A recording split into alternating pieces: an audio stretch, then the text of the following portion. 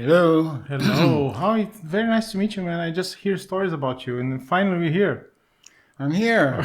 I hear all types of stories, so I need to check with you. How's your memory? Can you remember everything? I remember a lot. A lot. Good. Yeah, right. Because I heard stories about crazy races and crazy prizes and everything happening in the '60s, and actually everything kind of started here in California, right? Um, Everything started in New York for me. New York for you. Yeah. My career was based in New York, and we had this rivalry with the West Coast. Okay.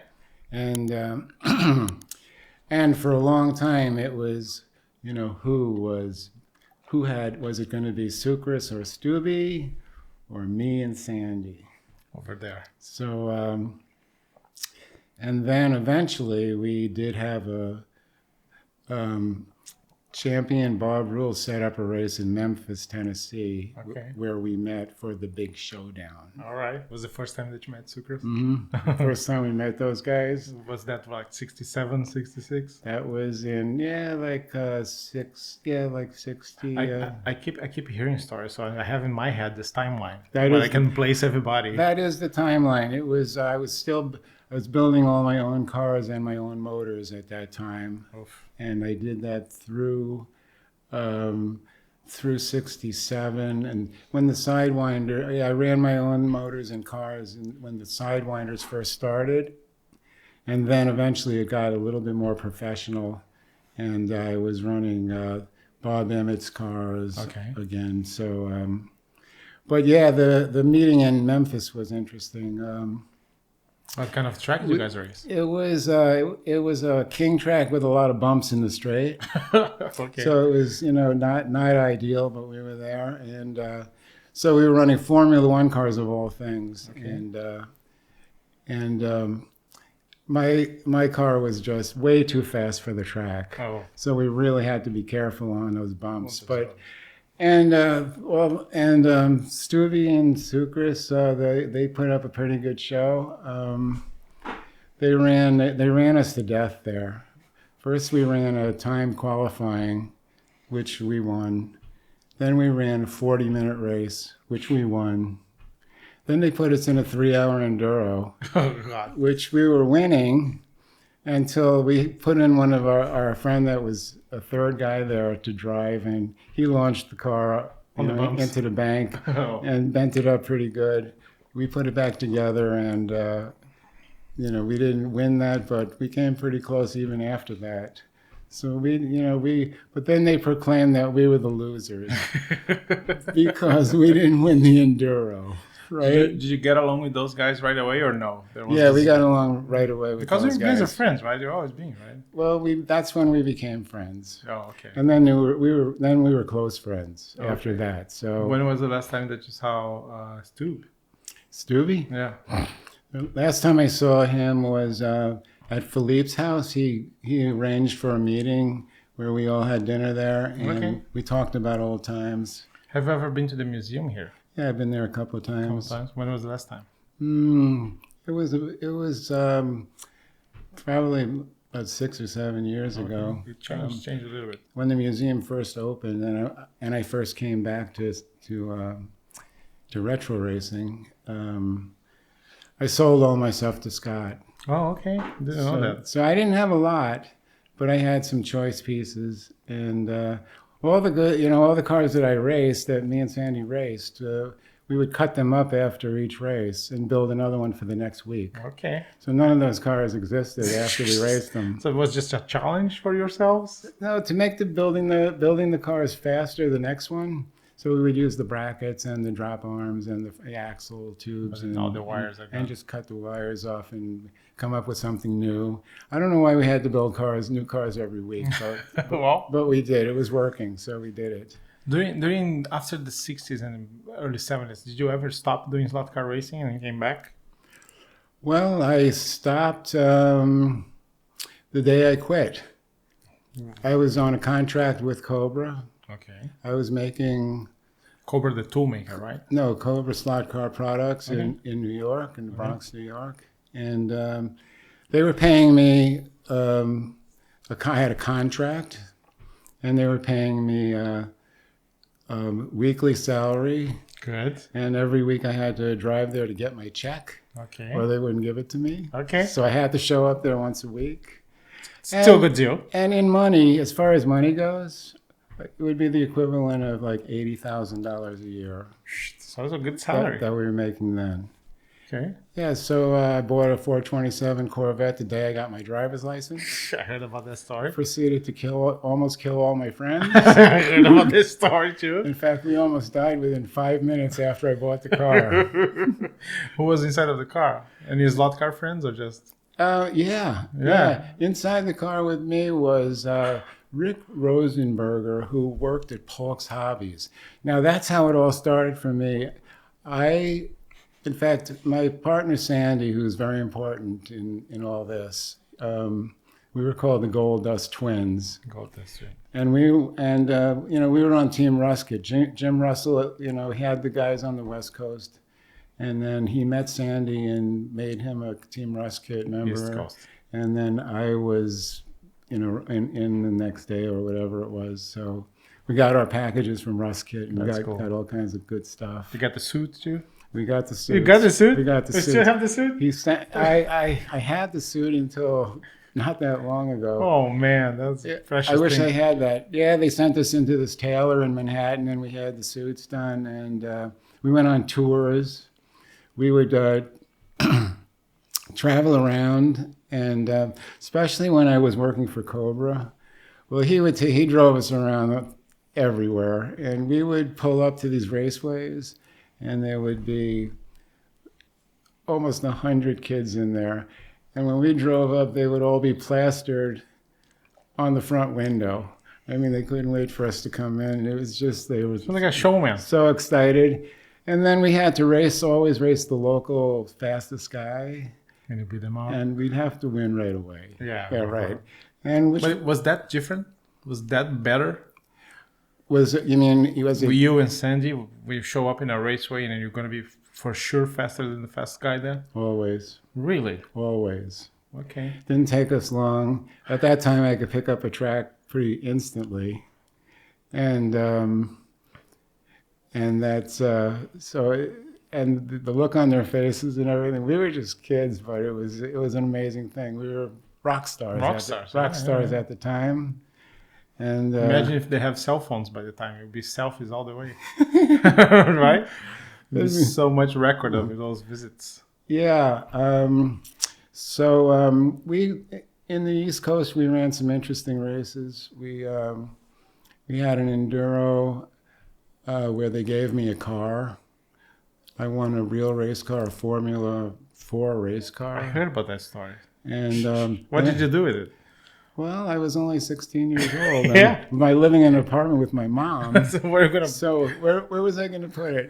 Yeah. So, everyone would always tell me, when are you going to pick up the car? Where's the car? Oh, and we go, well, I don't know. Sometime we're going to get it. Well, I never got it. Never got it. Never got it. You were the owner of a Formula Ford car. I owned it. And then another race, this race in Wilkes-Barre, Pennsylvania, they were going to give away a Austin Healey Sprite. So the New York newspaper came into Polk's Hobbies, where I was talking about Polk's Hobbies, very important place to me. This is on 5th Avenue and 32nd Street in Manhattan. Yeah. And it was 4 stories. And it was 5 stories actually. The 5th story was the executives upstairs, but the 4th floor was Slotcars. So I got a car model magazine, and it said, build a dragster, mail it in to like a proxy race where they run your car. And so I went into Polk's Hobbies to buy the parts to build one of those dragsters. But when I walked in there and got off the elevator and opened the door, they had a track there. And they race on that track. That's all I wanted to do. So the funny thing is, that's early 60s. All the people that were racing there were executives from Madison Avenue wearing suits. Mm-hmm. And so they'd all come in at noon and open their attaché cases and run around there. And then on Thursday nights, they'd have their race. So I showed up there, and was watching what was going on, and I saw I saw who won the race, and I bought the same parts. I went over the counter, bought the same parts, and I built my first car from this kit. Okay. It was a Chemtron kit, and Yeah. I kind of laid it out. Big motor. A big motor Big- with rails, Yeah. and I kind of laid it out and put it in the oven, and I baked it. And then when it was hot and came out, I dripped solder onto all the joints. Probably the ugliest. How old were you when you did that? That was 14. And how did you discover about the soldering joints and everything else? Well, I knew they soldered them together. Okay. Nobody really told me how to solder or anything. So I dripped it on there, and it was really ugly. It was ugly. It worked. I took it up there on Thursday night, and I won. Shit! First race. First race. First race. Yeah. Oh God. Well, and they weren't happy. This guy with this ugly car, this kid, this 14-year-old 14-year-old kid. kid nowhere. Yeah, a couple of them quit right away. How did you do with money by that time? Was that very affordable, or you have to like put it together, or waiting, or saving, or Everything was cheap. was it just cheap? Just really cheap. Yeah. Okay. You know, the costs were ridiculously low compared to anything now. So, yeah, and my mom, I was living with my mom, and, she probably gave me some money for that. Okay. Something that you can make with $10. Yeah, probably. Yeah. It had a Chemtron motor, a gear, a simple Chemtron kit. And so when I was at Polk's, there was, there's a couple of these adults that were really hardcore big car racers and everything. There was this one guy, Steve Vogel. He started coaching me, and then decided to be my promoter and my car builder. And so he built jewelry. So I started racing his cars, and we took one of his cars to the Austin Healey Sprite race at this Cliffhurst Raceway, the best slot track I've ever seen in my life. The most amazing slot car track. Huge, filled up this entire floor on top of a potato chip factory. And it had a big podium, a big stand. You'd stand 6 or 8 feet in the air and look down on the track. And it was a big track, and it was just such a great experience. So we won that Austin Healey. And, You won the car? We won the Austin Healey. What was funny was the New York newspaper came out with this big article about this race and Polk's hobbies. So they came up there to do the article, and in the article it says that the promoter says that he's going to win the car, that he's beaten Howie before, and he's going to beat him again.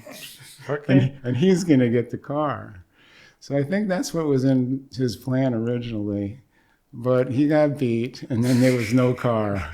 He reneged on the car. So you returned driving the Austin Healey or no? Never saw the Austin Healey. Really? So that was that was a car that I didn't get. Another big prize that we didn't get. We ran a 24-hour race in the parking lot in a shopping center. They moved the track out into the parking lot, and they set up this whole thing out there. And they started the race exactly when the real race in Le Mans started. So we raced for 24 hours. And what year was that? Oh, that was 1965 or 66 maybe. In fact, I ran the car that they have in the museum. They have this one car in the museum that I probably won every race for 2 years with that car. It was absolutely unbeatable. We raced it in 24 hours races with headlights and taillights. I ran it as a Formula One car. I ran it with every kind of body that you can imagine, the same car. And I remember that time lights on the cars mean you have to have batteries on it.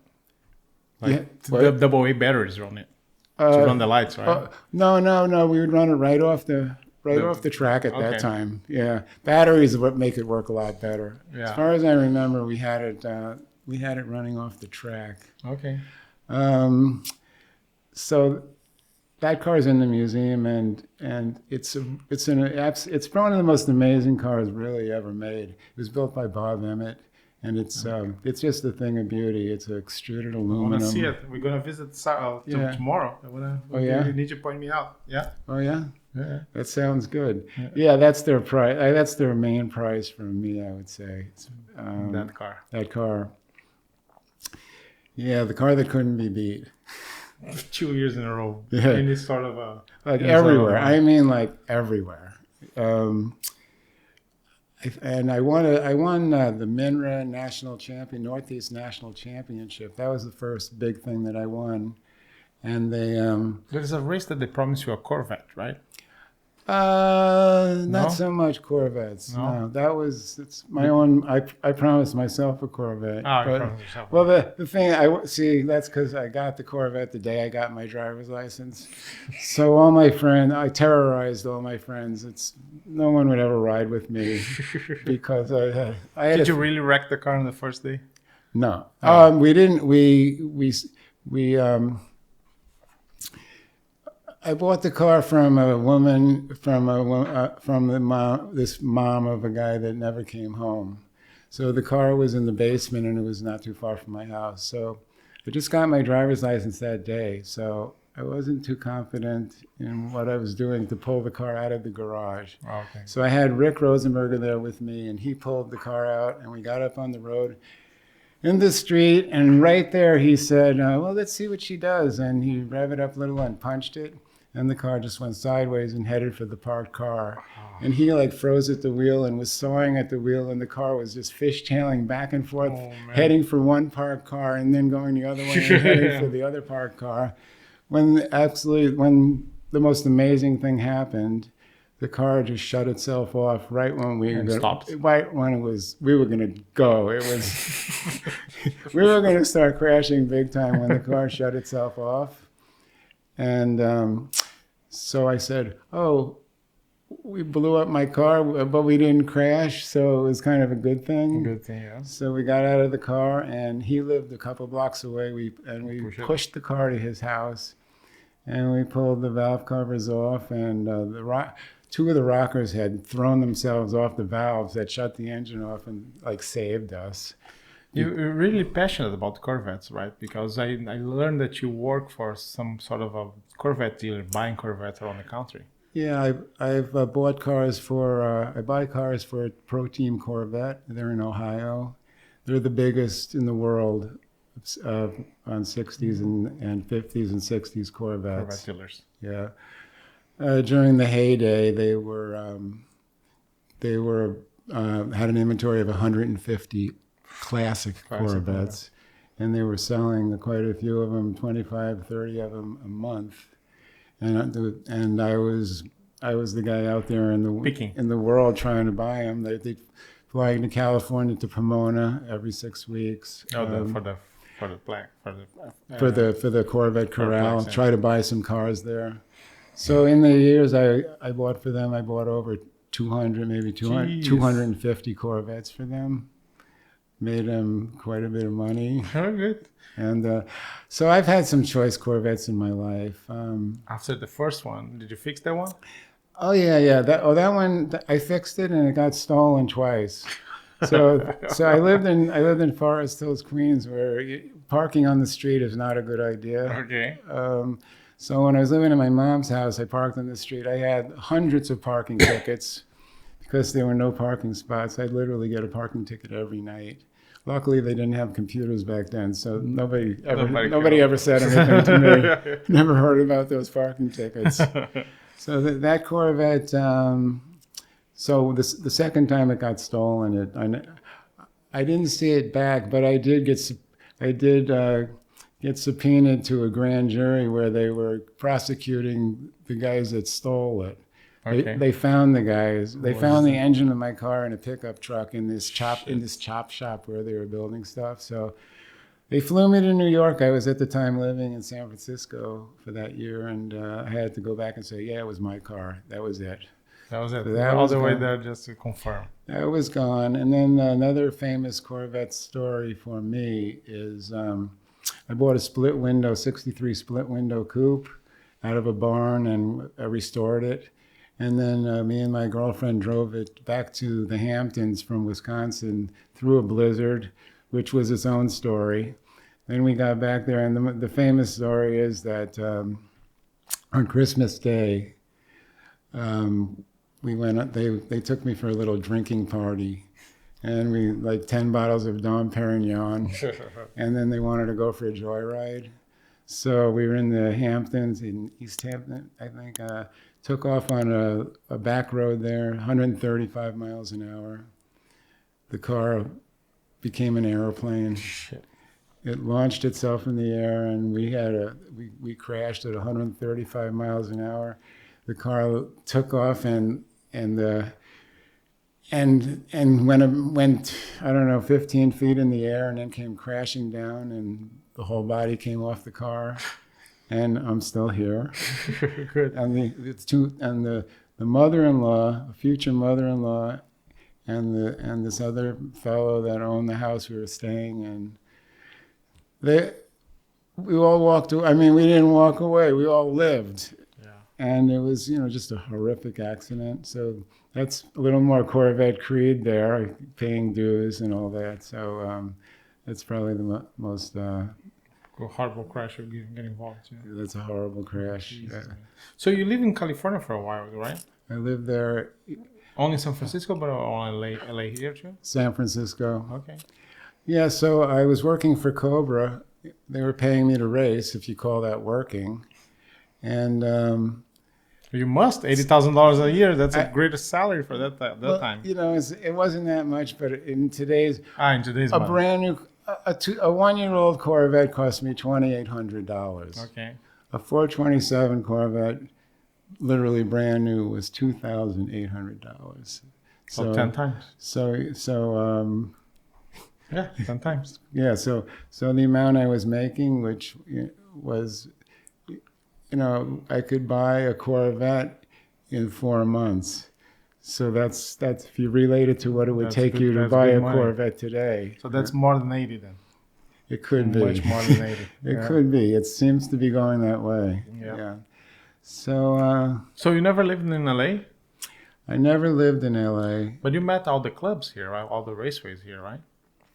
Well, you've been to the famous Long Beach one, to the where Mike and Keith Tanaka were. Have you ever been to Misak? Yeah. Yeah? Yeah, where they ran the 30-second cars? Yeah, I believe so. They were Inglewood here with okay. Maybe I haven't been there. With the track with several different layouts. Yeah, I never made it there. And they never made it there? That's one place. I think the Philippe, my coming back to slot car racing after 42 years. Okay. I really had no thought of slot car racing anymore. I left when I left. Let me return to this story that you told me when you quit. That was related to Cobra. Yeah. So we went there, and there was one day your check wasn't there. No, one day I went in and I said, I'm going to San Francisco. I'm leaving. I quit. He says, "What? You are going to leave while you're getting paid for doing nothing? Okay. What is wrong with you?" I just said, I have to do what I have to do.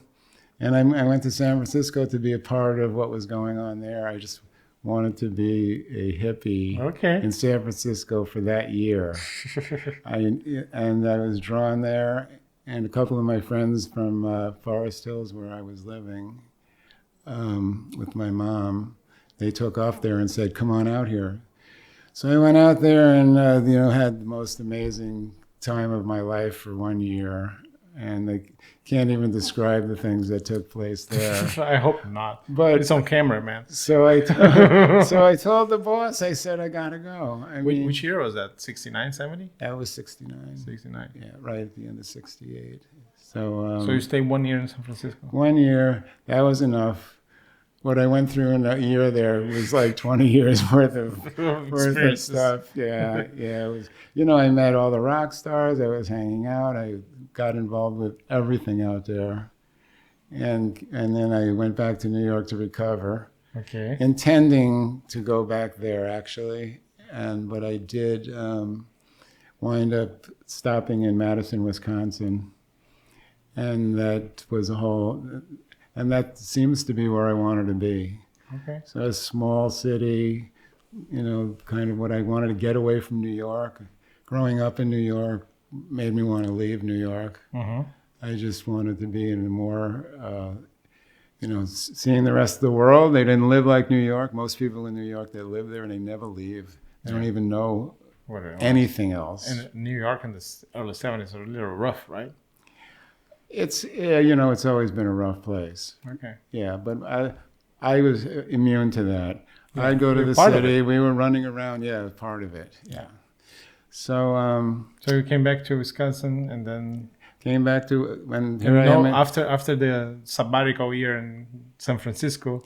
Yeah, came No back, slot cars anymore. no slot cars. Not even any thoughts of it.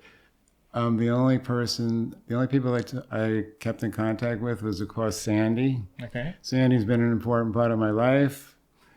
He started a company called Polk Audio when I dropped out of college. He didn't, and he started Polk Audio and forced me to become a minor partner. Gave him a few $1,000s. That was about all I had to my name, and that took off. And 10 years later, they went on the stock exchange. So I got some money. Okay. So I didn't have to do much. I was one of the first people to get into the muscle car business. So I started buying, the most desirable muscle cars that there were. Okay. I had the money from Polk, so I had plenty of money to buy all these cars and thought I was doing great, just raking it in. These cars, these $200,000, $300,000 cars now, I was buying them for $15,000, $20,000. Wow. If you know your cars, you know how to invest. Well, I knew them, and that gave me an advantage. Yeah. So I was buying Yenkos. And nobody wanted, Shelbys and Yenkos, and but no one knew what the value. Yeah. They had very little value then, till all of a sudden one day, I was there on. So you were accumulating. Yeah, I was dealing them and keeping some, and I bought myself a real Cobra, an original Shelby 289 Cobra, the $1 million one. CSX, yes. Yeah, CSX 2486. 2486. Yeah, one of the last ones. Okay. Yeah. Okay, keep going. And had a really good time in that world, and so I was rolling. Bought a nice house on the lake, had my daughter. So the boss has the 2273. Oh yeah? Yeah. He has an early one. That's a race car from Venice. Oh, he has one of the early race cars. Yeah. I'm gonna see it tomorrow. That's pretty cool. Pretty cool, right? Yeah. That's how to drive. Yeah. So Philippe was, very important to me in getting me back to racing. That was back 2002, 2003, right? Yeah. At Buena Park with this track here. John Sucres, has been a very important part of my life. And one thing I can credit John for is he turned me on to every bad thing that you possibly could. Yeah. I mean, literally, he came to New York and I didn't know anything. He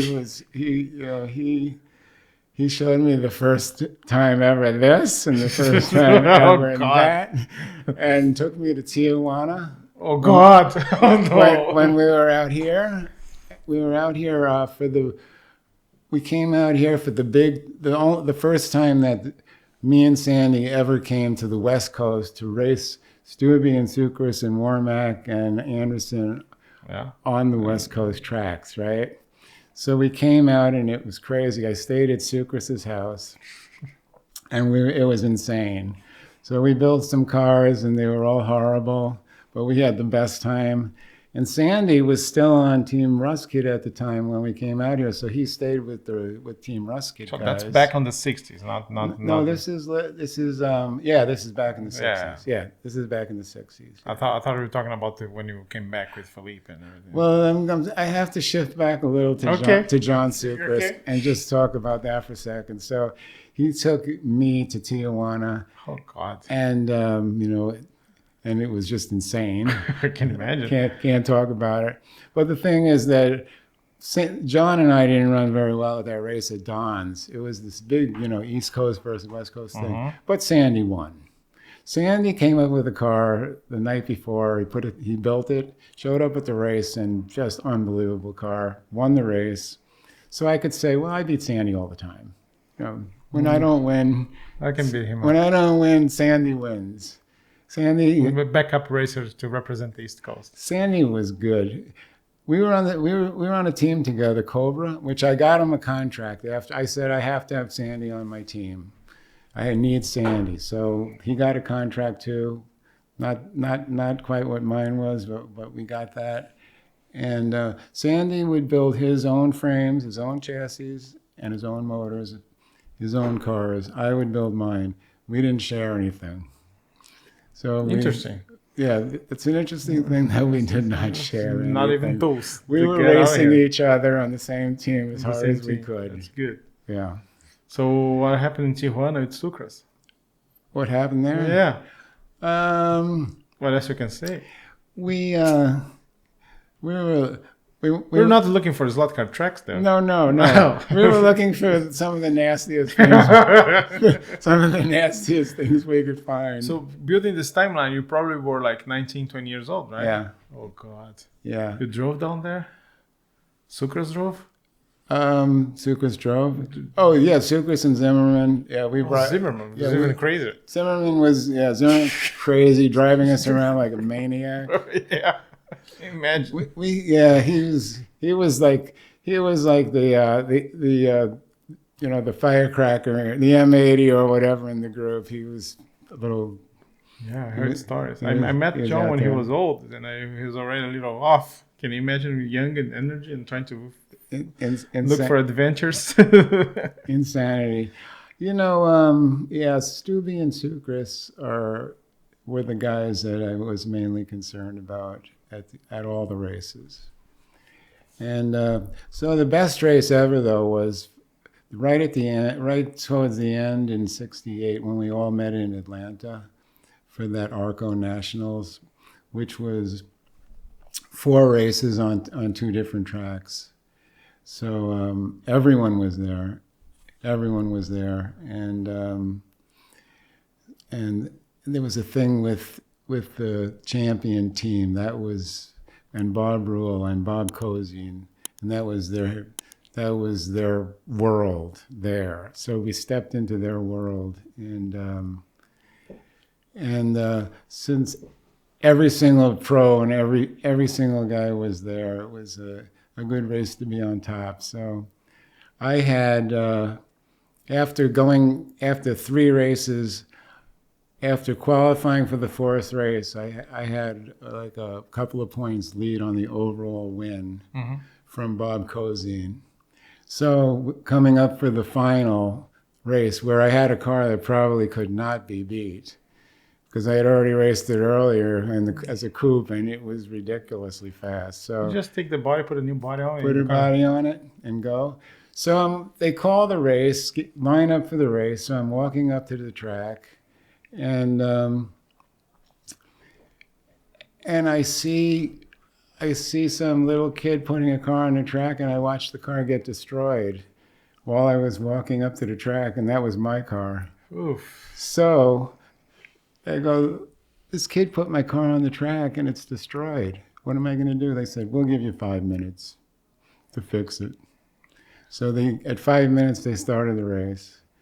Well, The car was not. Why did my car get put in that track? I have my own thoughts about that. It was pretty ruthless back then. Yeah. I mean, it wasn't an accident. Well, we not only back there. I was at the 24 hours in Italy, and we saw things that I couldn't believe it.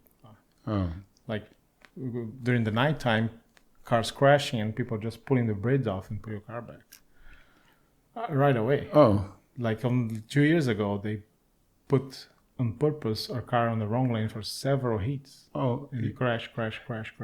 yeah, that's the kind of thing. Yeah. So my car was intentionally destroyed, so I couldn't win, the overall for there. But anyway, just something that's always I haven't forgotten. Still have my for 50 years. Yeah, when I later. think about it, it's Yeah. still a little bit aggravating. Yeah. Well, I think everybody who races slot cars, they still have something like, oh my god, that Marshall wasn't that guy. I lost the race for 5 feet. Well, I can't. That's not. It's not that hard. That's not so intentional. It's not so malicious. You know, marshalling is. If you're in the hands of a marshal, anything's going to happen. Yes, and it's your fault that your hands are the marshal. You know, I learned a long time ago that a lot of bad things happen in slot car racing in the race, and so winning is like a gift. It's like when nothing goes wrong. Yeah, you can be the fastest guy in every race, but that doesn't mean anything until you can get through that race. And so back then, also in the 60s and whatnot, the motors were just, when we started winding motors, when the Pittman era ended and the Mabuchi and the can motors took over, we had to learn how to wind motors and build motors. And so we made that transition really well. And Mike's father, Stu's father, Pete Zimmerman, those guys, right? So I did my motors in my bedroom at my mom's apartment, shared with my brother in the room, in the little corner table. I built those motors and I built those cars that went out and that took out everybody. So don't know how. And Sandy built his up there in his apartment, and we went out and raced all these factory motors and all these, everybody with what we were putting together right there in that little space up there. Was your brother into slot cars? No. Nothing. Never. My brother's 5 years older, and another world. Yeah, we never. Even sharing rooms. Even sharing. We were in another world. Shit. Right from the beginning. So we fast forward to 2002. We met Philippe with those new motors, those Chinese motors. They do nothing about it, but they wanted to bring the retro racing back. And you get involved again. And what? And you get involved again. Well, yeah. What happened was John called me in like 2001 maybe. After 30 years without talking to you? Well, John was the only guy that I kept in touch with. We would talk to each other every once in a while. Hey, remember John from Tijuana? No, right?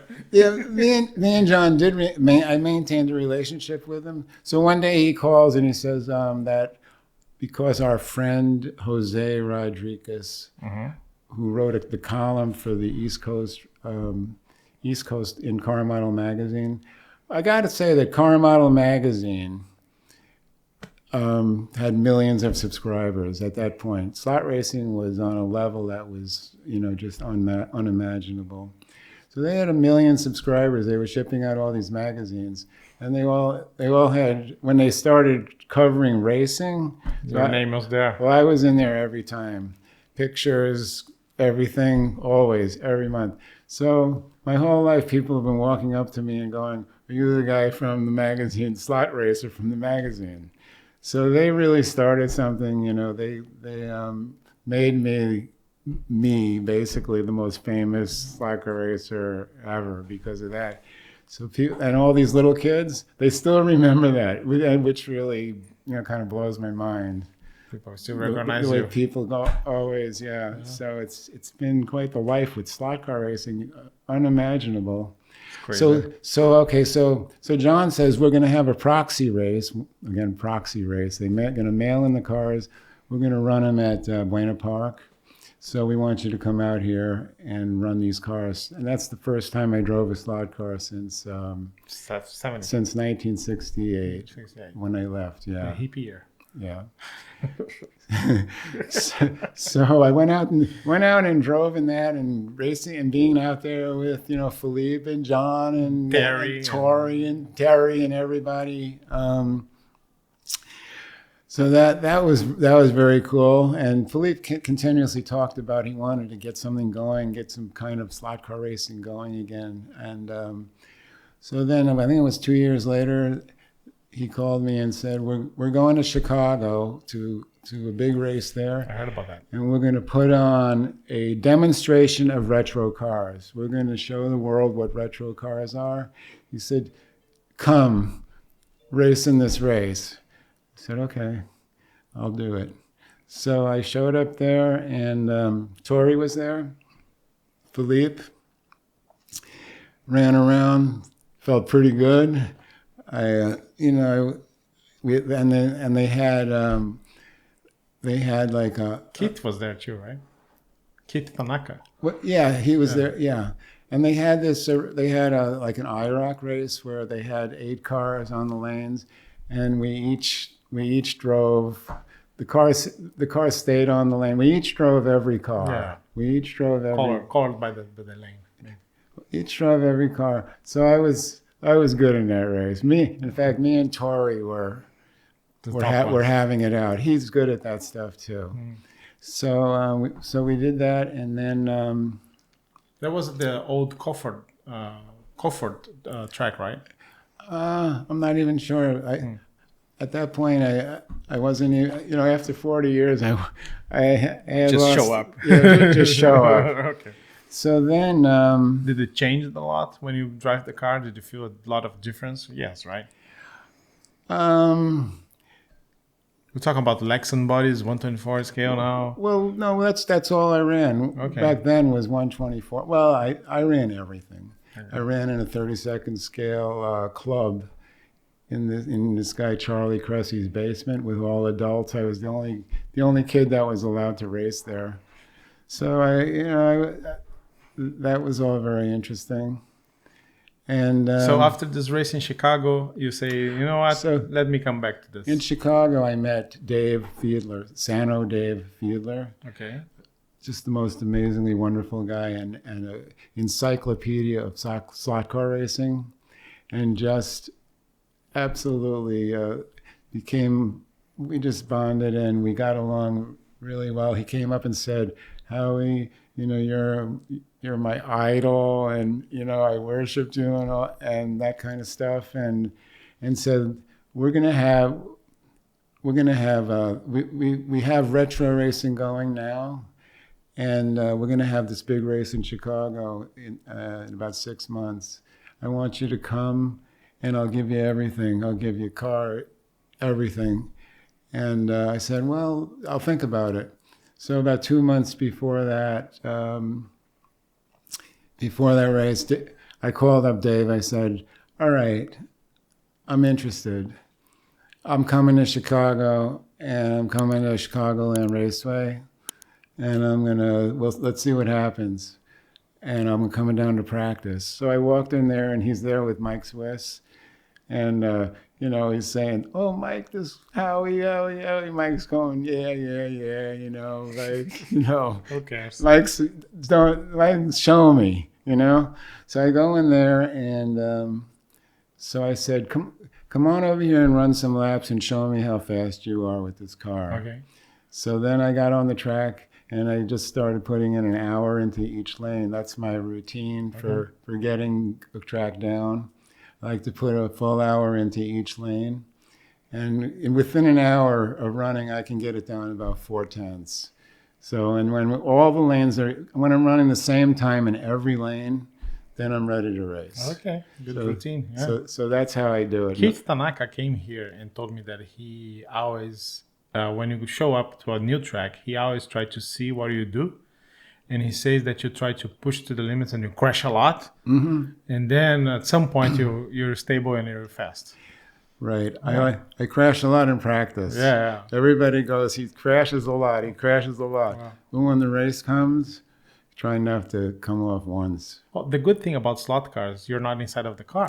That's right. So try it. That's right. Yeah, the only way to know how fast you're going to go around a corner is to test continuously, and then your brain sets the limit automatically. It's like it just keeps learning and figuring it out. But to win a big race, you can't come off. You just can't. Yeah. When I went to Europe, I saw that they never come off, not even a couple of times. So that taught me a lot also, and that was later on when I went over there with Von Rossum races.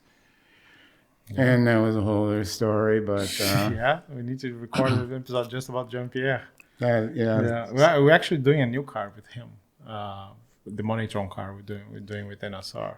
That's what Eddie was talking about. Yeah, we're gonna do it. That whole Moneytron story the is Monitron story, yeah. so hilarious. And also Stefan Johansson is a neighbor here, so we might have him over to talk a little bit more about it. The point maker for him. The point maker. Oh, right. Yeah, third place in Portugal. We know everything about it. Yeah. How are you feeling about the track here? Do you like the environment? Oh, the environment is terrific, yeah. It's a little bit different than you're used to, right? The 132nd plastic stuff. Well, I don't mind anything. If it's a slot car, I'll drive it. Oh, good. I'm having a little... Some of these guys have these cars really tuned up, though. Yeah, they're really set up. Yeah, the rubber tire makes this whole thing. It's there's a big difference in the... To be honest, I think it's much more difficult to nail the 1/32 plastic with rubber tires than any 124 scale with foam tires. Yeah, in just the day I've been here, I've been, learning about these tires and pod movement and front tire height and weight distribution. People look at it as a toy because they cost $70, but Jesus. Yeah, I'm in big trouble here. I know. You're right. It's right. Yeah. I like the track. I can, get around the track pretty good. There's kind of a learning curve that needs to be taken care of. Yeah. And talking to some of the good racers, there's quite a bit to it. Yeah. To fine tuning. But anyway, it's gonna be a nice party. 75 people. Saturday and Sunday qualifying. We're looking forward to it. It's always a lot of fun. It's incredible. I mean, just getting these guys together like that. Yeah. I mean, since I've come back to slot car racing, the last 15 years have been amazing.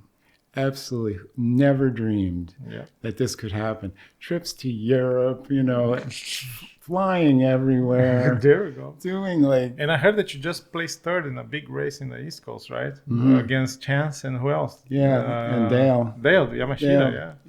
Well, that was an interesting weekend.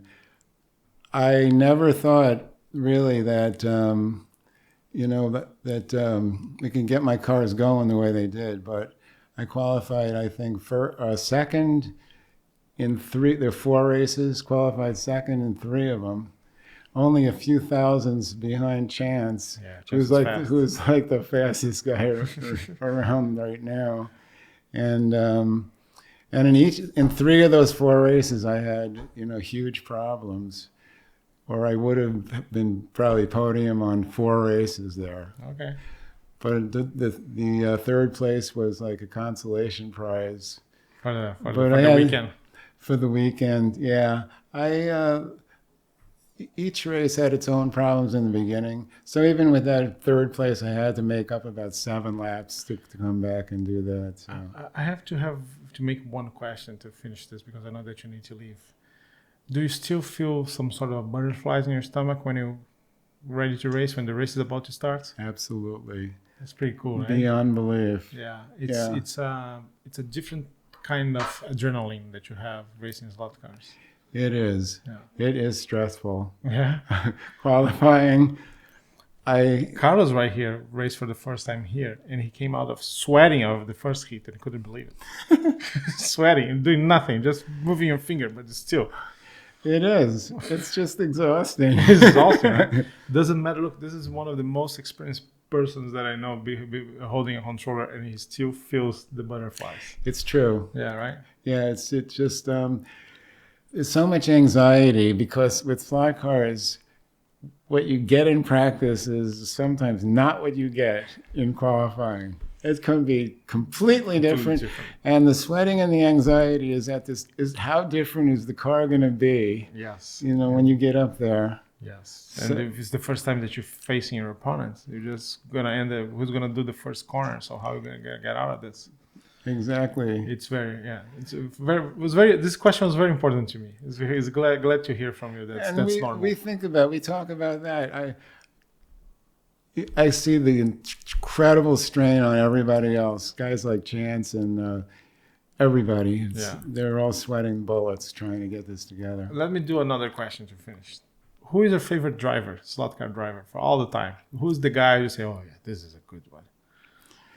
That you race against it, or you just saw racing? Who's the guy that you voted? Yeah, if that guy is on track that the weekend, it's gonna be hard. You mean like a modern thing, or No, someone that you admired through the years. Well, I definitely admire Paul Garansky. Who's right here, right now? As for the modern, we became very good friends. Okay. And he sort of like took off where I was, kind of. Okay. And he's a wonderful slot car racer. Yep. And my friend Chris Radish Oh yeah. is just an incredible racer. I've raced with both of those guys as teammates in Europe, Okay. racing the Enduros In Italy in and partnership. Me and Chris and Paul. and me and Paul were USA Team 1 at Von Rossum's races. I heard about that. Yeah. So there's some really really great drivers around, but I still admire Mike Stubbe and John Sucres. I respected them back then, and when I went to a race, those are the guys I was expecting to have to race. There we go. And I knew that given the right circumstances, I would win. But on other times, on those days they had it together. They had to. Yeah. Paul was just amazing. We were in Italy. Paul was just amazing. We were in Italy 2 months ago, and we were racing this 24-hour race, 1/32 scale at NSR, plastic cars, plastic track. He's going there for the very first time. And I was doing the schedule, see who's going to race here and there. And then I said, okay, I have a couple fast drivers. Let them use the fast lanes. I'm going to put Paul in the middle because this is his very first time racing here. So I'm marshalling his racing. He races 3 heats of 45 minutes without crashing. That's what it's all about. He's just going. That's It's not that he's low. He's just going. Just going. Yeah. Well, there's that zone you get into. Yep. If you're not in the zone, you're prone to coming out of the slot. Concentration. But when you're in that zone, which is kind of a magic place, like I just saw the movie F1, with Brad Pitt. Brad Pitt. And in the end, they talk about when has the cerebral moment behind the wheel, and everything is just floating by. Well, that's based on Ayrton Senna's Monaco race that he crashed. Well, Yeah, people be Hollywood BS. The real story. when I get in the zone, that special zone, you don't come out. It's just everything is just perfect, and you're just everything comes together and it's working, and then you're probably going to win. And if you're not in that zone, you're probably not going to win. Yeah. So, If you're in doubt. like the races I just ran out there in Colorado, the nerves in the first few laps, I was having these little misjudgments coming, and then I'd spank myself in my mind and say, get it together. And then we start concentrating. And that's when we, come back from all the horrible things. So, sometimes you got to push yourself to get into that zone and start really concentrating instead of partially concentrating. So, I really know what you're talking about, yeah. It's kind of the nature of that. Yeah, and if you stay a lot of time out of slot car racing and you come back and you realize that you need to do that, it's pretty magical because it's the first time that you really concentrate on something. That's right. Yeah. Yeah, it's more concentration than you you ever do for anything else. Yeah. Howie, thank you very much for coming. It's a pleasure to have you here at the Slot at Nationals. It's going to be super cool. It's just so cool to have your name on that list. And I really hope I made a good car for you. I really hope that you can improve that. Yeah, right.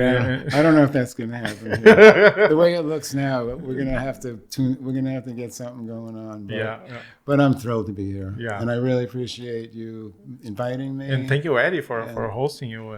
It's incredible. Eddie Shore. My life is incredible because of slot car racing. Friends all around. It's been absolutely an amazing adventure through my life. And, for all the other crazy things I've done, it's just the hugest part of it. And my friends, from slot car racing, are my most wonderful friends too. So hopefully. And you trade all this for the San Francisco craziness. Great. But It was worth it. only It was for worth 1 it. year. Only 1 year. You know, when I left slot car racing, I could tell, that the crest was over. Yeah. And I felt like, I was a part of it and that I could leave then because it wasn't going to be the way. And you the come way back it in a had good time when Felipe and the other guys was putting together the retro stuff. Retro is wonderful. Yeah. I love it. And of all the cars, I've raced everything. I have raced ISRA cars. I've raced all kinds of cars. And I think the retros are the most interesting cars for me to race. Steel scratch builds. They're super fast. They break really easily. Yeah. And it takes a lot to win one of those races. Yes. When I came back, I didn't win a race for 2 years. Okay. And, a lot of it was trying to get the right motor at the time because you needed the right motor to win. And also just getting the whole package put together. You know. Have the straight car. They're lucky to have the motor. Yeah, everything. So, Howie, thank you very much for coming, man. Thank you very much. Thank you.